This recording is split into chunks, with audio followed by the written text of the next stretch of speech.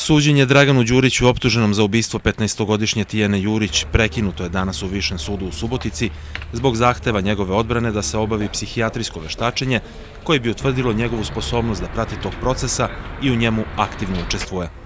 Prethodno je zamenica višeg tužioca pročitala optužnicu za koju je Đurić rekao da je razume, ali je, navodeći da će se braniti ćutanjem, odbio da se izjasni o krivici.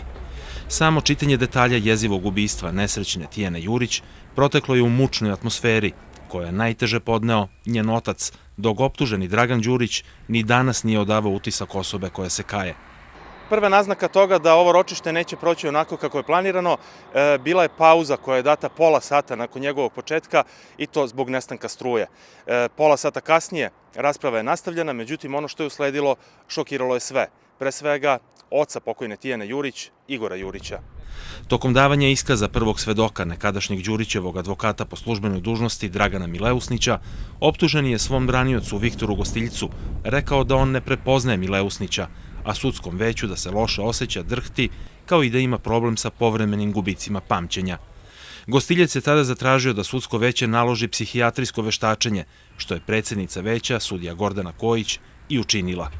Ja sam duboko potrešen pre svega, duboko sam razočaran, duboko sam ogorčen i ako mogu to da kažem, jako sam besan pre svega. Mislim da je ovo najniže nešto što se moglo desiti od advokata optuženog i ono čega sam se ja najviše bojao, to jest što nisam želeo da se desi. Mislim da njegov advokat pokušava da uradi, a to je da se ovaj slučaj koji je više nego čist, koji je više nego jasan,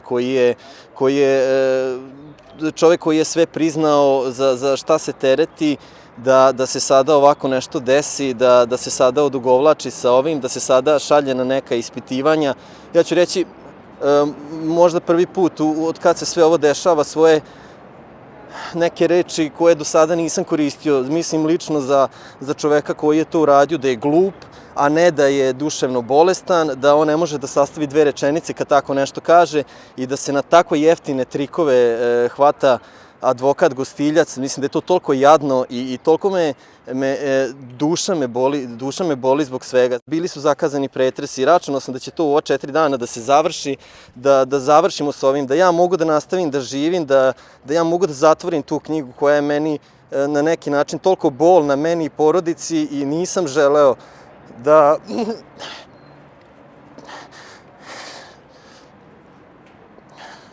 Jednostavno ogorčen sam, eto, to je sve što mogu da kažem. Ja sam vrlo zadovoljan što je sudsko veće usvojilo naš predlog za novim veštačenjem i mislim da je veće donelo potpuno ispravnu odluku. Dakle, to je činjenica koja mora da se utvrdi. Mi danas nismo utvrdili da Dragan Đurić nije sposoban da prati glavni pretres, nego smo tražili da se ta činjenica utvrdi. I po njegovom današnjem ponašanju i po njegovom pređašnjem ponašanju mi smo imali osnovne sumnje da on u vrlo ograničenom kapacitetu može da prati ovaj glavni pretres.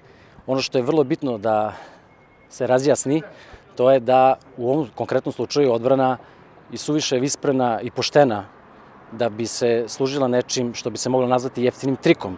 Prihvatajući zahtev Đurićeve odbrane, predsjednica sudskog veća otkazala je glavne rasprave zakazane za 23. april i 4. i 5. maj. Veštačenje će po nalogu Višeg suda u Subotici izvršiti lekari specijalne zatvorske bolnice u Beogradu. Tek po dobijanju nalaza biće zakazane nove glavne rasprave. Iz Subotice, za moju televiziju, Dejan Jelovac.